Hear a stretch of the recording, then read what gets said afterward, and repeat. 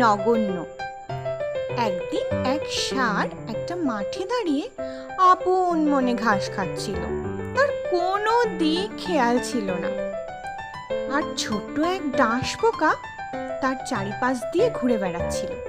ঘুরতে ঘুরতে কখন ষাঁড়ের শিঙের গোড়ায় এসে বসেছে ষাঁড় খেয়ালই করছে না।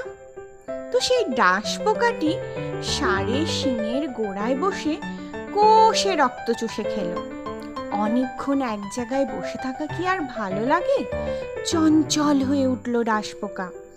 যাবার আগে ষাঁড়কে ঠাট্টা করে সে বলল, তুমি কি চাও, আমি এখন চলে যাই?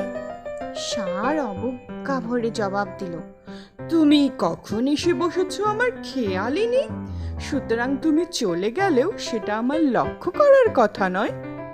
শিক্ষা: কিছু সংখ্যক লোক সংসারে দেখা যায় যাদের থাকা না থাকার কারোর কিছুই যায় আসে না, তারা এতটাই সাধারণ। যদি আমার এই গল্পটি আপনাদের ভালো লেগে থাকে, চ্যানেলটিকে আপনারা লাইক, শেয়ার এবং সাবস্ক্রাইব করবেন।